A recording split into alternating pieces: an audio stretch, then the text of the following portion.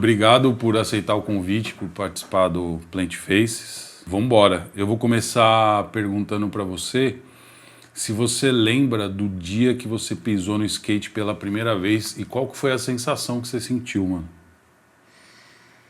Eu me lembro, assim, meu irmão, ele morou no Guarujá, né? Aliás, ele mora ainda no Guarujá, né? E aí ele tava morando numa casa de caseiro e aí tinha um skate lá, tipo, era um tubarão. Acho que eu tinha, sei lá, uns 6, 7 anos, por aí. E aí foi a primeira vez que eu tive contato com o skate, assim. Nem cheguei a ficar em pé, nem nada. Eu só andava de joelho mesmo, empurrando com o pé. E foi muito louco, assim. Porque depois de alguns anos, assim, eu comecei realmente a andar de skate. Só que eu nem lembrava desse primeiro contato que eu tive, tá ligado?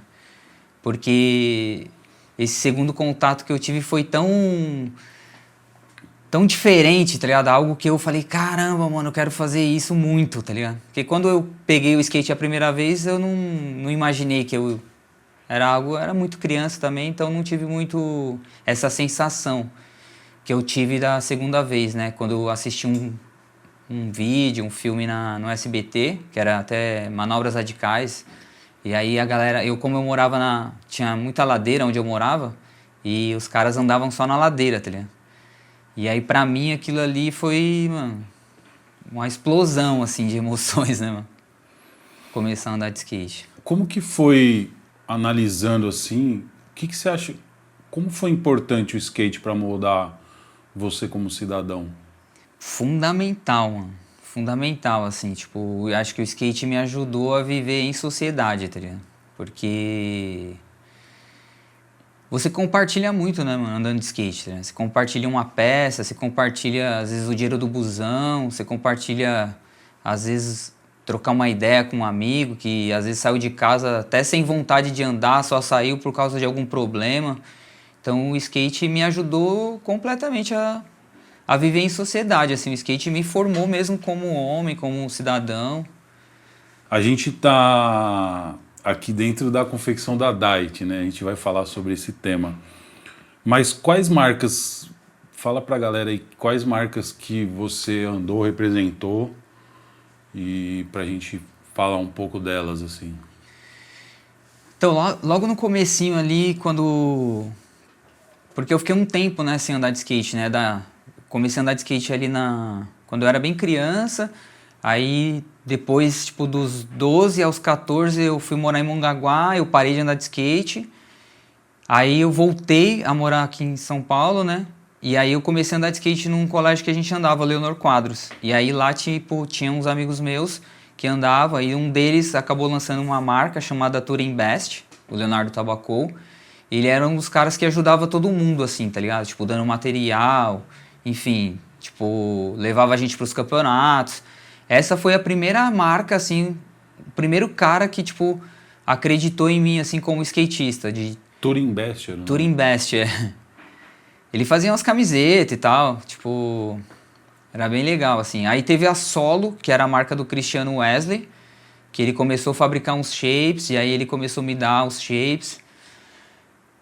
E aí depois desse momento aí, que era a marca dos meus amigos, que eles me ajudavam ali mais moralmente mesmo, com um pouco de material, aí eu comecei a fazer parte, né, da Black Sheep. Aí da Black Sheep, aí eu fiz parte da Gobi, que era uma marca de truque.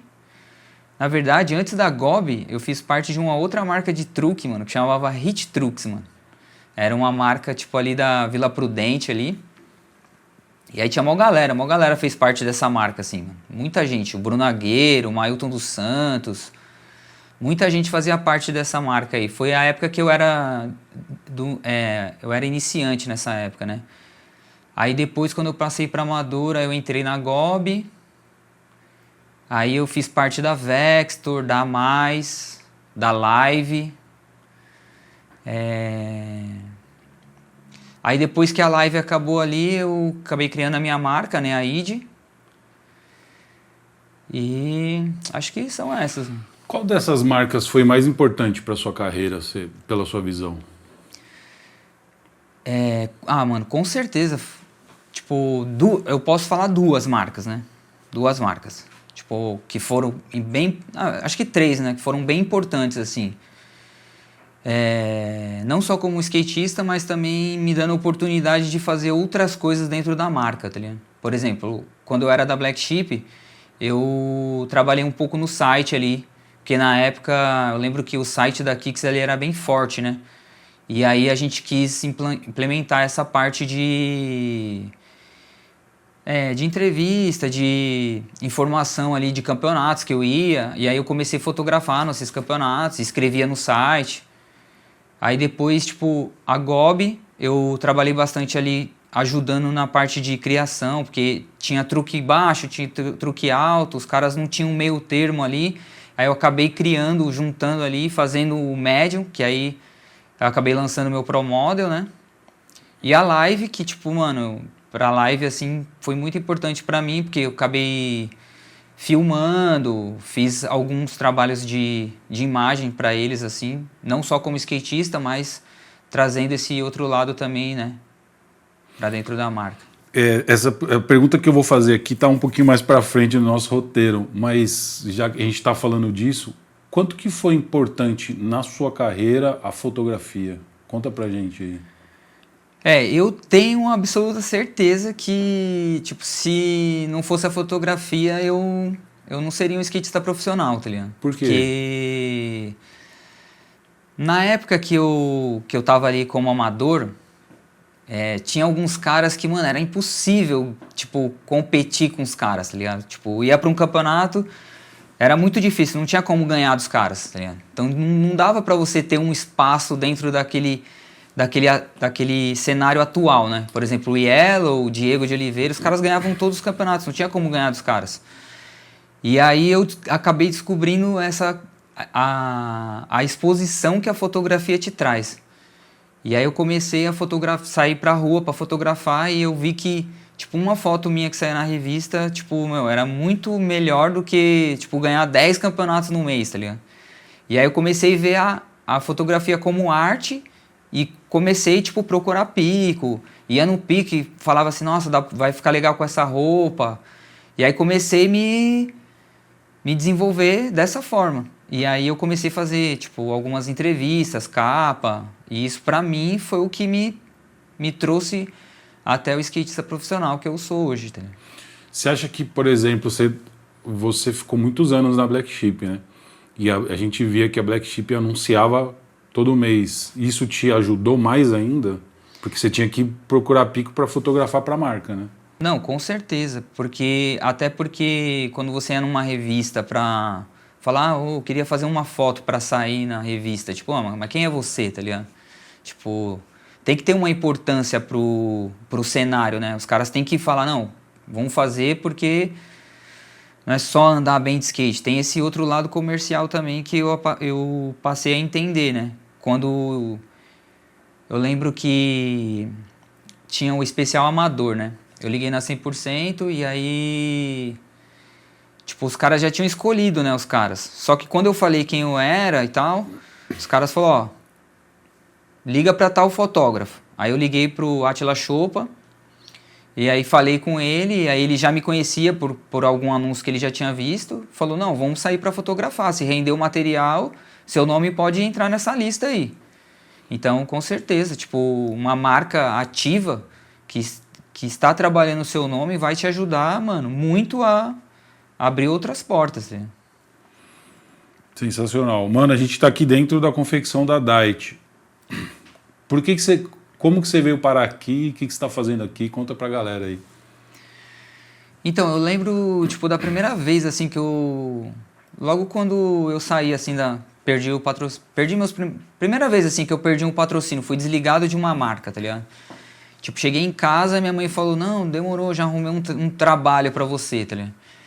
E aí ela tinha me arrumado um trabalho de motorista de ônibus, né, mano? Meu pai, ele se aposentou como motorista de ônibus, aí minha mãe arrumou um trabalho como cobrador de ônibus. Nossa, tipo, aquilo ali, tipo, mano, foi, tipo, desanimador, tá ligado? Eu falei, caramba, andei até aqui, tipo, putz, vou... Você foi trampar de cobrador de ônibus? Não, aí naquele momento eu falei, não, mano, eu não vou trabalhar com isso, eu não quero trabalhar com isso. eu acho que desde aquele momento já, tipo assim, gerou algo assim dentro de mim, sabe? De falar, mano, e aí, o que você quer fazer, tá ligado? E aí eu comecei a pensar muito nisso, desde esse momento. Mas até então, tipo assim, pô, arrumei outro patrocínio, continuei andando de skate, tá ligado? E aí em 2016 a live acabou, ela fechou, né? E aí, de novo, mais uma vez, eu falei, mano, o que eu vou fazer?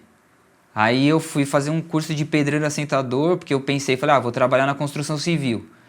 Só que aí mais uma vez, tipo, pensando, mano, desanimador, vou ter que, tipo, caminhar tudo de novo, tá ligado? Tipo, andei até aqui, vou ter que fazer outra coisa. E aí, nesse momento, foi o momento que eu fiz a ID, tá ligado? Falei, não, comecei a desenvolver a ID, escrevi, aí fui fazer faculdade de marketing, fiz alguns cursos, assim, dentro do mercado, assim, para entender um pouco mais sobre a questão de começar a lidar, né, com essa questão de ser um empresário e aprender, tipo, todo o processo de marca. Fiz curso de corte e costura. E aí eu acho que foi o caminho que me trouxe até aqui, tá ligado? Todo esse processo aí de começar a aprender sobre marca, tá ligado? Porque eu sempre fui um cara observador, tá ligado? Sempre, quando eu tava nas marcas, eu sempre observava, tipo, o material, então, acho que foi meio que um caminho, assim, que a vida acabou me conduzindo até aqui, mano. E o que você tá fazendo aqui hoje, exatamente? Então, eu sou o cara responsável pela produção, né?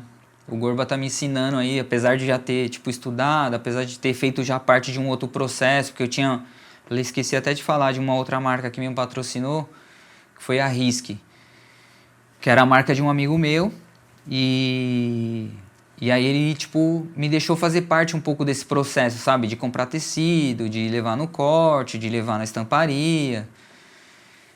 E aí, hoje eu faço isso aqui na Dite.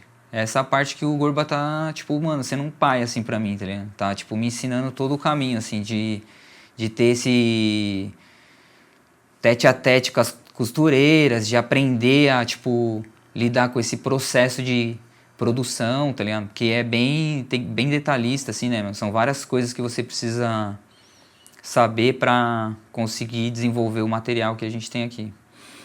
Você se formou em marketing? É. Tá. O que significava ser profissional na época que você começou e, na sua visão, qual que é a diferença de ser profissional hoje de skate?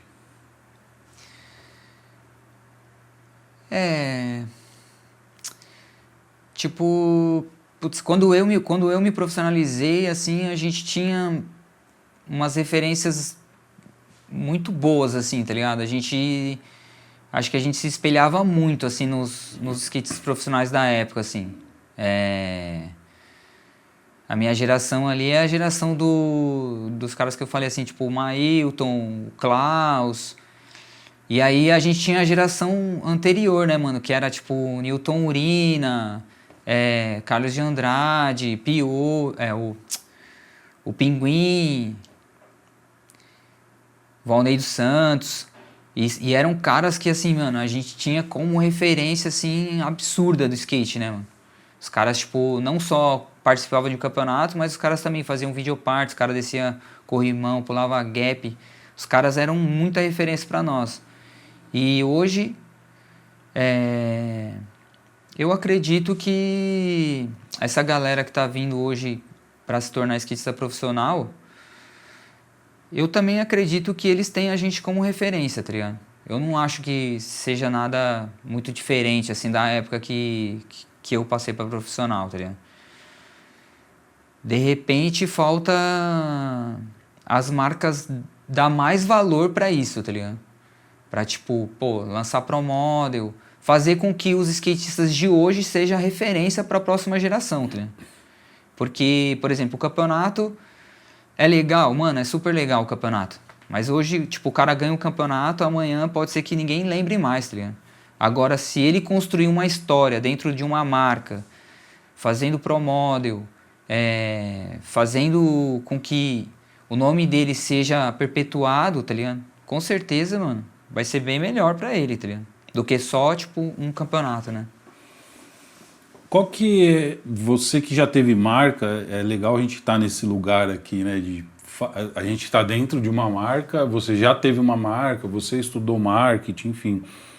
Qual que é a maior dificuldade de manter uma marca e uma carreira ativa no Brasil hoje, né?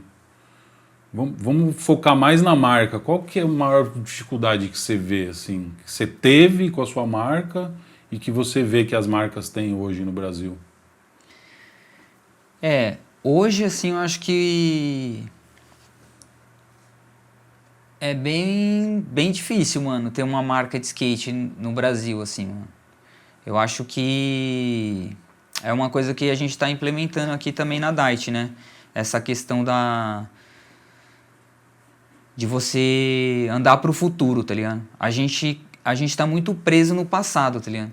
No passado, tipo, a galera... Pô, a gente tinha muitas skate shop, tinha muita tour, tinha muita... Essa questão de você estar ali junto com skatistas da cidade, e aí você conseguia mostrar não só a marca, mas mostrar a sua cara. Hoje em dia, tipo, as redes sociais, tipo, nos aproximou, mas nos afastou também, tá ligado? Então, a gente vai ter que aprender a lidar com isso. Eu acho que é essa questão de você olhar para um skate diferente, tá ligado? O skate, ele mudou um pouco essa questão, né, de você vender a sua marca, tá ligado? Como que você tá vendendo a sua marca, acho que vai fazer a diferença. Se você conseguir vender para um público maior, e hoje, tipo, a melhor forma de você vender para um público maior é você, tipo, usar as redes sociais, usar, tipo, essa forma de venda, tá ligado? Sim. Você acha que as grandes marcas quebraram um pouco as menores no Brasil?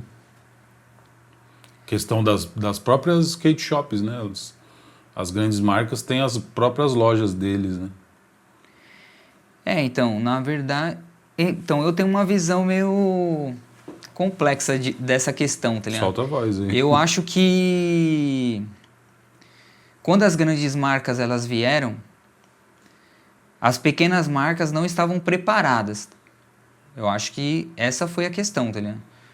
Tipo, a gente tava naquele processo ali que a gente vivia de skate shopping, a venda ali na skate shopping, e aí as grandes marcas vieram, tipo, pô, os caras têm grana, né, mano? Então os caras conseguem, tipo, injetar mais grana no marketing para vender mais. E as pequenas marcas não estavam preparadas, mano. Só que é um processo, tá ligado? Tipo, por exemplo, a Dight, olha quantos anos a Dight tá ligado, no mercado. Tá passando pelo processo de aprendizagem, de crescimento, de entender o mercado, porque o mercado, ele é volátil, né, mano? Uma hora você tá vendendo muito, uma hora você não tá vendendo. Mas e aí, como manter isso? Como manter um equilíbrio? Tipo, eu escutei uma vez um cara falando que ele fala assim, né, que a empresa que não está...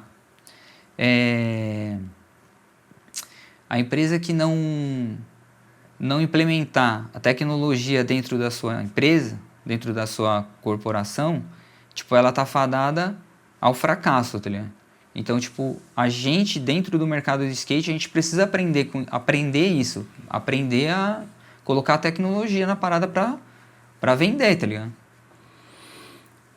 Sensacional. Você acha que a inteligência artificial pode ajudar as pequenas? Você usa a inteligência artificial, não? Eu uso pouco, mano. Eu uso pouco, mas se você for parar pra, tipo, sei lá, por exemplo, quando eu vou criar um shape da ID, tá ligado? Porque nesse processo também tive que aprender a criar, né? Eu usava algumas ferramentas que são ferramentas que tem inteligência artificial, tá ligado? Tipo, mano, eu queria fazer um leão comendo uma baleia, tá ligado? Sei lá, uma parada tipo viagem, qualquer coisa que você quer criar, um carro passando em cima de uma tartaruga. Mano, vou desenhar o carro desde o começo. Tipo, dá pra fazer isso? Dá, mas se você usar a tecnologia, tipo, pra você vetorizar mais fácil, mano, isso é inteligência artificial, né, mano? Eu acho que a gente tem que usar pra facilitar, com certeza. Pelo que você vê do mercado hoje, o full vídeo, né, que são as videoparts, ainda tem valor? Ou o Reels, a história do Reels, o vídeo curto, mudou esse jogo aí? Então, eu gosto dos dois, tá ligado? Eu sou bem adepto à questão de você também filmar algo ali, mas se é algo importante para você guardar e colocar tudo num vídeo só, mano, você tem que fazer isso, não dá pra você ficar descartando, tá ligado? Às vezes é uma manobra que você vai, sei lá, você vai na pista ali e dá uma manobra que você aprendeu, tá ligado? Nossa, que manobra bem louca. Mano, mas você filmou na pista, tá ligado? Então, joga no Reels ali, Solta mano. no curto, né? Tá ligado? Sei lá. Ou, sei lá, alguma manobra que você... Uma linha, alguma coisa do tipo. Mas a questão da videoparte é importantíssima. Eu acho que é que nem você escrever um livro, tá ligado? Tipo, um livro, uma frase só de um livro, ela não tem tanta importância. Agora, o livro inteiro vai te trazer uma história importantíssima, né? Ficando ainda aqui na história de mercado, como que era o processo de criação de Pro Model na sua época? Você interferia na escolha, no concave, por exemplo, ou você ficava mais preocupado com a arte? Como que você atuava na sua época? Então, o meu primeiro Pro Model de shape foi pela... Até esqueci de falar, né? Um dos patrocínios que eu tive foi a Anti-Action. O Sabiá, ele tem, né, uma fábrica de shape, tá ligado? Então, foi um momento, pra mim, foi muito importante, assim, poder estar dentro de uma fábrica de shape. Poder, tipo, desenvolver o meu model, falar, não, quero andar com um model assim. E desde o primeiro model, assim, que eu fiz, eu participava de tudo, tá ligado? Tinha algumas séries, por exemplo, que aí já era uma série que ele criava. Aí ele falava, ó, a série é essa daqui. Que aí já era, tipo, o desenho que ele criou ali, beleza. Mas eu dava muita ideia, tipo, mano, putz, queria fazer um shape assim, tá ligado? Porque a gente vê muito, né? A gente tem muita referência. Então a gente acaba absorvendo muito e criando as nossas próprias ideias e aí, tipo, você quer colocar em prática, né, mano? Foi a questão que eu comecei a mexer no Corel por causa disso. Porque eu passava a ideia pra alguém fazer um shape da id e aí... Putz, não saía do jeito que eu queria. Então eu tinha que começar a desenvolver também, aprender, tá ligado? Sim. Ainda existe CorelDRAW? Eu uso Corel. Você usa? Uso. Eu nunca soube mexer nisso, velho. Normalmente a galera usa Illustrator, né? Nossa, eu usava... Tudo que a galera fazia no Corel, eu fazia no Photoshop, tá ligado? Tá, no Photoshop, Cara, a galera diz que não se ganha dinheiro com peça de skate no Brasil. Só com tênis e roupa. Qual que é a sua visão sobre esse mercado? Mano, pra mim isso é uma grande mentira, tá ligado? Eu acho que dá pra ganhar dinheiro sim, mano. A questão é de como está sendo distribuído esse dinheiro, tá ligado? E qual valor está sendo cobrado. Porque às vezes, tipo, a marca quer vender muito barato, tá ligado? E aí, tipo, fica com um markup muito apertado ali. E aí o cara, tipo, quer te pagar muito pouco, tá ligado? Isso foi um dos motivos que eu comecei a fazer a id também. Porque na época eu tinha um patrocínio de shape, né? E aí eu coloquei na balança ali, eu falei, mano, quanto que eu tô ganhando pra estar nessa marca? Será que se eu fizer o meu shape, eu mesmo vender, fazer o corre ali, será que eu não consigo ganhar mais? E aí eu coloquei na balança, eu falei, não, putz, saí da marca e aí comecei a fazer a id. Porque realmente o que é pago hoje, tipo, mano, é nada, tá ligado? Tipo, ao valor histórico que tem, tipo, mano, você não ganha nada, tá ligado? Ganha muito pouco, mano. E aí você acaba, tipo, ficando meio que, puxa, não ganho nada, tá ligado? Sendo que a mercadoria tá rolando. Tipo, todo mundo tá ganhando. As lojas estão ganhando, as marcas estão ganhando, a fábrica tá ganhando. E o skatista? O skatista também tem que ganhar. Que é então, a peça principal do rolê todo. Ou, tipo, a gente valoriza mais, tá ligado? Essa questão de vender o material por um preço melhor para pagar mais, tá ligado? Ou a gente tem que criar um mecanismo aí de produção para que fique mais barato a mercadoria, tá ligado? Mano, tem uma pergunta aqui que é engraçada, né? Você é famoso por ter um pop aí dos mais altos da cena, né? Inclusive, outro dia a gente foi ali, fez umas fotos, você pulou o bagulho ali com uma facilidade. Você é louco. Como que você faz para manter? Porque, pô, a gente sabe que o skate exige do corpo, né? Como que você faz para manter esse nível técnico? Você faz alguma preparação física? Ou é algo tipo que você acha que é uma memória muscular? Porque, mano, você chegou ali, pulou o latão, parecia que você tava pulando uma lombada, sabe assim? Mano, isso aí é da época que eu brincava com os meus amigos. Isso aí foi tudo parte da brincadeira, tá ligado? Tipo, eu lembro que a gente andava de skate lá no Leonor Quadros e a gente ficava brincando de pular skate, né? 1, 2, aí quem ia errando ia deixando o seu skate ali. E aí acho que foi aí nesse momento que eu comecei a ver que, tipo, mano, se tem alguma coisa pra pular, dá pra pular, tá ligado? E aí eu comecei a pirar nisso, mano, um latão, será que eu consigo pular um latão, tá ligado? Putz, vai lá e tenta, tá ligado? E isso foi muito parte da minha brincadeira com skate, mano. Mas você faz alguma coisa de preparação física, assim, pra manter o Ah, corpo? eu faço um pouco, assim, tipo, bem pouco mesmo. Já fiz mais, assim, teve uma época que eu tava bem focado nisso.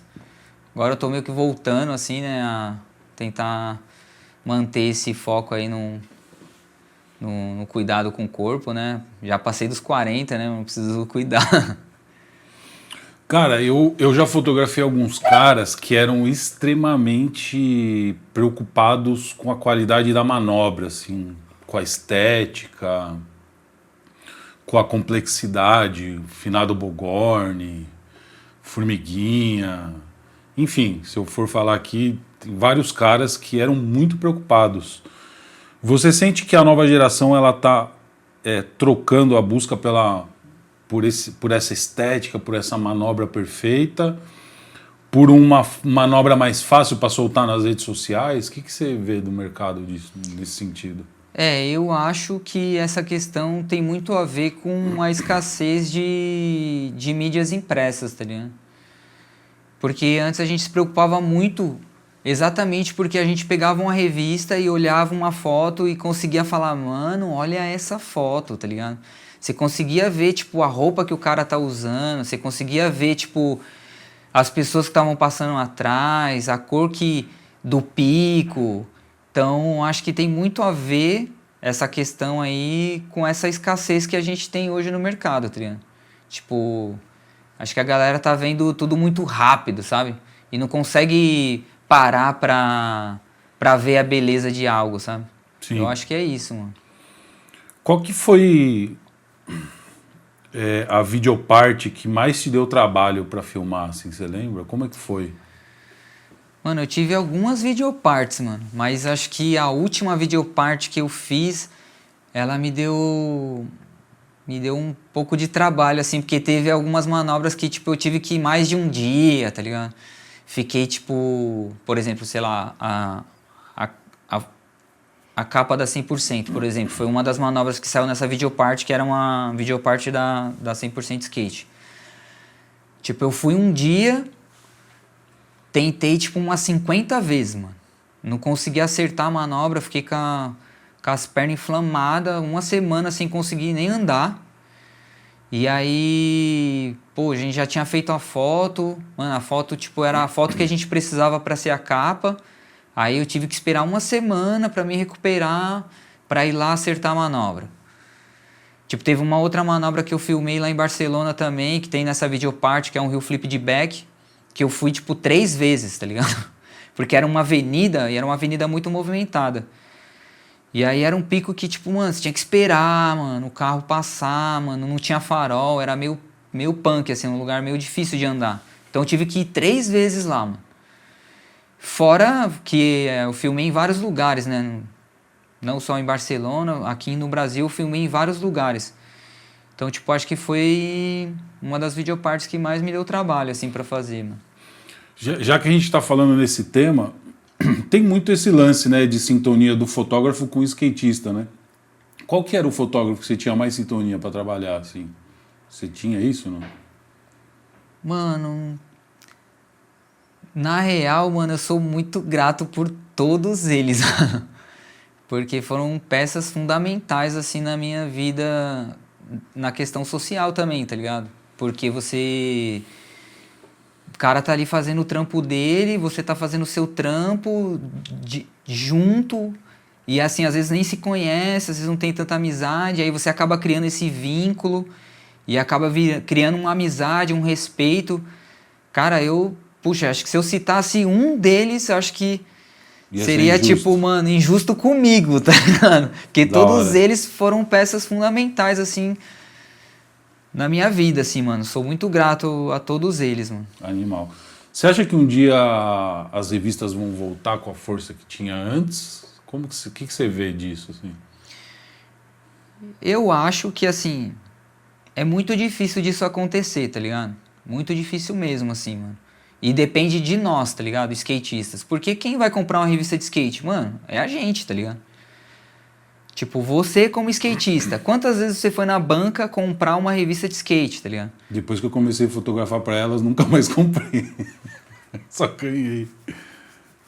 Então, tá vendo? A resposta tá aí, mano. Porque a revista, ela... Tem um custo, ela não vive só dos patrocínios, ela vive da sua venda também, tá ligado?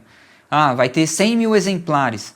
Pô, os caras têm que vender esses 100 mil exemplares, tá ligado? Se eles só, tipo, distribuir... Eu vou falar por mim também, porque depois que eu comecei a sair nas revistas, eu comecei a ir na revista pegar a revista, tá ligado? Então, ou seja, já é algo a menos ali no caixa dos caras. Por isso que as revistas foram meio que acabando, tá ligado? Sim.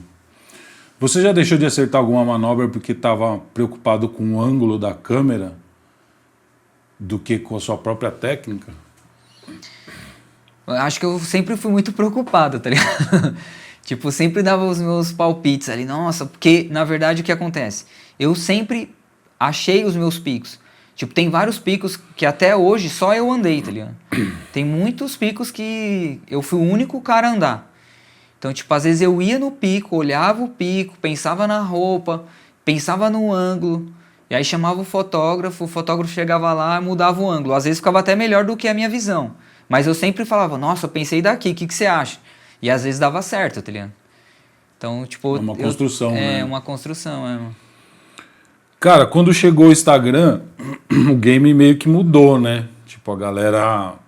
Tem uma frase do Flávio Samelo que ele soltou num curso, que eu comprei um curso assim, aí tava lá o Flávio... É um curso que você via o dia de vários tipos de fotógrafos, o fotógrafo da Playboy, o fotógrafo de produto, o fotógrafo documental, e tinha um fotógrafo de skate, era o Samelo, velho. E aí nesse curso ele fala, né, que depois que entrou o Instagram, você não precisa de uma revista para ter visibilidade, você posta a parada e o próprio Instagram entrega.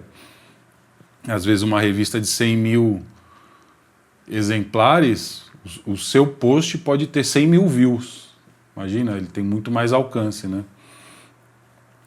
Como que foi para você se vender no Instagram quando você estava nas marcas? Como que é hoje essa sua conexão com o Instagram e as redes sociais em geral?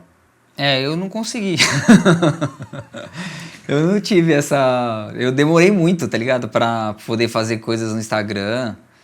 Eu tava meio focado, tipo, nessa questão da revista, da videoparte. Então, eu demorei muito pra conseguir falar, nossa, vou colocar as coisas no Instagram, tá ligado? Então, até hoje, tipo, tem coisas que eu tô pegando lá de trás e tô postando no Instagram. Eu acho o Instagram, tipo, as redes sociais num todo, né? Que eu sempre usei Facebook, desde a época do Orkut ali, enfim. Tipo, eu sempre usei as redes sociais, mas eu acho que, de repente, faltou um pouco de profissionalismo, entender melhor, né? Tipo, as redes sociais como uma forma de se vender ali. Tá? E agora aqui pela Diet, você está envolvido em algum processo desse de mexer com o Instagram da marca ou não? Não. Tá. Você tá mais só na confecção mesmo. Eu dou minhas ideias, né? Eu falo pro Gorba algumas coisas assim, falo, Gorba, faz isso e tal. Mas eu não faço parte desse processo, eu só cuido da produção mesmo. Legal. Você sente que o público hoje atual que consome o skate ele sabe diferenciar um skatista técnico de um skatista meio que moldado pelo marketing? Eu acredito que sim, mano. É muito difícil você conseguir, tipo, tem até aquela expressão, né? Vender gato por lebre. Tá? Tipo, mano, ou você é skatista e anda realmente e a galera vai ver isso, tá ligado? Pode ser até que você consiga, tipo, ter um marketing por trás e conseguir vender, e conseguir ter grana, enfim, conseguir... Mas a galera vai saber que você não, tipo, não é um cara que, o cara é o skatista profissional, tá ligado? Acho que é bem visível isso, né, mano? Vai chegar na pista, a galera vai saber se você anda ou não, tá ligado? Falando um pouco de social e futuro, assim, né? Como que você vê o papel das marcas nacionais na formação do caráter de jovens skatistas de periferia? Então, na minha formação foi fundamental, assim, mano. Tipo, poder fazer parte do processo de aprender, de me desenvolver como... Que nem eu falei, né? Quando eu era skatista da Black Sheep, eu pude trabalhar um pouco no site, depois eu fui dar live, aí eu trabalhei um pouco ali fazendo vídeo. Pra mim foi fundamental, assim. Eu acho que poderia ter um papel ainda maior, sabe, dentro da sociedade, né, mano, as marcas de skate. Dá pra gente fazer muita coisa, tá ligado? Dá pra gente poder ir nas escolas e mostrar, tipo, que dentro do skate tem várias profissões. Tipo, por exemplo, os caras lá de Campo Grande lá, né, que é da Rema Skateboard. É Rema Skate Shop. É Rema Skate House. Acho que é Rema Skate House. Eles fazem um trabalho incrível lá, mano, de ir nas escolas e fazer apresentações nas escolas. Eu já fiz isso também, né, de ir nas escolas, fazer apresentação, mostrar revista, para eles terem um contato maior com o skate e conseguir ver que, tipo, dentro do skate tem muitas profissões, tá ligado? E o ser humano, ele é formado pela profissão, né, mano? Ele é formado por essa questão de produzir, criar, tipo... E eu acho que a gente poderia fazer muito mais, tá ligado? Dentro da sociedade, né? O skate é algo, mano, é algo mágico, né, mano? Nosso mercado é algo... Pô, a gente tem fotógrafos, a gente tem videomaker. E todas as profissões dentro do skate dá pra fazer parte de outros mercados, tá ligado? Então, tipo, de repente você vai mostrar a fotografia pra um menino na escola através do skate, mas ele pode ser um fotógrafo de moda, pode ser um fotógrafo de qualquer outra coisa, tá ligado? Eu comecei na fotografia por causa do skate e eu transitei por vários mercados, gastronomia, marketing, publicidade, né? E tem os grafiteiros que fazem arte, né? Incrível. Exato. O skate é muito rico, né? Em questão de profissão, tem muitas profissões, né, mano, dentro do skate. Sim. Se você pudesse mudar uma única peça na engrenagem do mercado do skate brasileiro, para que ele fosse mais justo com os atletas, qual seria? Eu acho, tipo assim, eu acho não, tenho acho que certeza, assim, do que eu vou falar, tá ligado? Eu acho que as marcas, elas precisam trazer o skatista pra dentro da marca, tá ligado? O skatista, ele precisa entender todo o processo que a marca passa. Tipo, desde produção até o que a marca tem para investir dentro do cenário. Porque não adianta só você dar uma cota e falar pro cara, vai andar. Tipo, mano, aquela cota vai acabar, o dinheiro vai acabar e o cara de repente vai ficar pensando, mano, o cara tinha que me pagar mais, o cara tinha que... Sendo que o cara nem conhece a marca que ele tá, ele nem sabe o que tem por trás da marca, o quanto a marca ganha, o quanto a marca investe, o quanto a marca precisa crescer para poder manter ele ali, porque às vezes uma marca pega algum skatista, investe ali, e a marca nem pode fazer isso, tá ligado? Só tá fazendo porque precisa vender mais e ela precisa investir no marketing. Ela tá injetando um dinheiro que ela tá esperando lá na frente, tá ligado? Então eu acho que se as marcas trouxerem os skatistas para dentro da empresa, para que ele possa conhecer todo o processo que tem lá dentro, eu acho que o skatista vai ganhar, porque de repente o cara pode trabalhar lá dentro Trazer ideias construtivas para a marca. Exato, ele vai se desenvolver, como eu te falei, tipo, mano, eu me desenvolvi, o skate me ajudou a me desenvolver culturalmente, enfim, por causa disso, por causa dessa minha curiosidade, de querer saber as coisas que estavam rolando dentro das marcas. Então eu acho que, de repente, não só contratar um cara para andar de skate, por que também não contratar o cara para fazer um segundo trabalho dentro da marca? Eu lembro, tipo, de quando eu passei para profissional, eu fui fechar um contrato com uma marca. E aí, quando eu falei o que eu queria ganhar, tipo... Eu lembro que eu, tipo, pedi um salário mínimo, tá ligado? Aí o cara falou, mano, você é louco. Como que eu vou te pagar um salário mínimo? Eu falei assim, mano, mas... Era muito pra marca na época? Tipo, mano, parecia que era muito, tá ligado? Mas o salário mínimo já diz que é mínimo, tá ligado? Você vai contratar alguém por menos do mínimo, né, mano? E aí, tipo, ele falou, não... Aí eu falei, mano, mas se você for contratar uma faxineira hoje, você não vai pagar um salário mínimo? Quanto você vai pagar pra ela? Por que você quer pagar menos pra mim? E aí você entra nessa questão, que você fala assim, puxa, a marca poderia me pagar mais, mas será que ela poderia te pagar mais? E aí se você aprender tudo que está acontecendo dentro da marca, de repente você vai se encaixar melhor e vai falar, não, então não tem outro trabalho aí para mim? Deixa eu fazer alguma outra coisa, tá ligado? Mas esse ponto que você tocou agora é muito louco, né? Porque, pô, assim, não... É que você falou da faxineira, não quero desmerecer as faxineiras. Não, de forma Mas alguma. se ele pode pagar um salário mínimo para faxineira, por que ele não pode pagar um salário mínimo para você que vai fazer com que a marca venda mais? Não é muito louco isso? Não, é muito louco, mas hoje, como tipo, eu aprendi, tipo, fui fazer faculdade e tal, fui aprender sobre essa questão financeira, às vezes as marcas não têm como pagar realmente, tá ligado? Sim. Tipo assim, ele consegue até pagar uma faxineira porque alguém tem que limpar ali. Mas não consegue pagar um skatista. Mas o skatista não vai andar pra marca? Vai, mas, mano, às vezes realmente tem marcas que não tem condições. E aí, de repente, se você fizer um outro trabalho para acabar agregando com a marca, de repente aí você vai andar de skate, vai ganhar uma grana.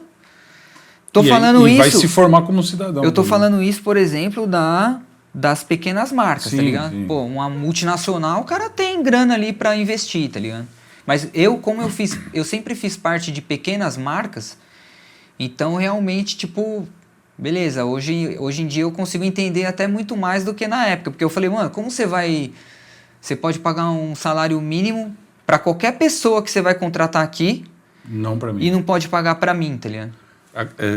Na mente acaba sendo meio contraditório. Porque né? os caras às vezes não tem o marketing, né? Não tem a verba do marketing, né? Sim. E aí isso acaba complicando tudo, né? Eu que me formei em marketing, eu vejo, às vezes, o pior erro das pequenas empresas é não investir em marketing. Exatamente, mano. Tem uma conta que diz que 30% do faturamento tem que ir para o marketing. Os caras às vezes não investem nem 2%. Exato. Mano, quais são os seus planos pro futuro, velho? O que o Mário Marques está pensando, assim, como skatista? Então, mano, eu tô aqui na Diet, assim, tipo, a gente trabalha aqui meio período, né? E eu quero continuar andando de skate, tá ligado? Quero poder andar de skate, mano. E tudo que eu faço, eu penso, tipo assim, mano, eu quero fazer pra continuar andando de skate. Quando a live, ela acabou, e aí, tipo, fui tentar pensar em outro mercado, mano. E aí foi quando eu comecei a criar a ID, foi exatamente pra andar de skate, tá ligado? Não foi pensando, o lado empresarial, que eu preciso investir uma grana. Eu acho que o skate, ele me move muito e me move com alegria, tá ligado? Então, tudo que eu posso fazer, tudo que eu penso pro futuro é, tipo, fazer para que eu possa continuar andando de skate. E fazer outras pessoas andar de skate, tá ligado?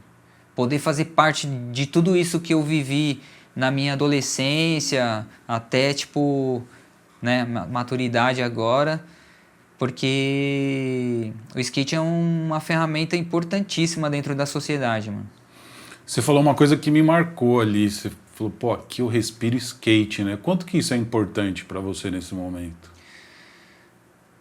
Pra mim é muito importante, mano. Porque ali em 2022 eu acabei esmagando o manguito e aí eu fiquei meio lesionado ali, tipo, e aí eu parei de andar de skate, tá ligado? Eu fiquei frustrado assim, tá ligado? Uma frustração assim que, mano, me fez parar de andar de skate. Fiquei aí tive, né, enfim, tive que trabalhar, né? Fui trabalhar com outras coisas.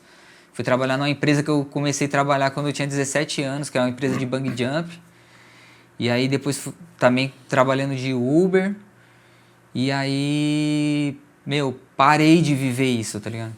Parei de, tipo, de falar com os meus amigos do skate, parei de sair pra ir pra andar de skate. E aí quando eu voltei a andar de skate, aí foi o momento que eu voltei a... o momento que eu vim aqui trabalhar na Dight, né? E aí aqui, mano, putz, você anda, olha pro lado, tem tipo uma skateboard mag, olha pro outro lado, uma Thrasher. Tipo, tem muita história de skate aqui, tá ligado? Muita história mesmo, assim, mano. Eu e o Gorbo, a gente passa o dia inteiro falando sobre skate, tá ligado? E pra mim isso é tipo, tá estudando, tá ligado? É você tá, tipo, se enriquecendo com aquilo que você gosta, mano. Eu acho que é fundamental, mano. É isso, acho que falamos.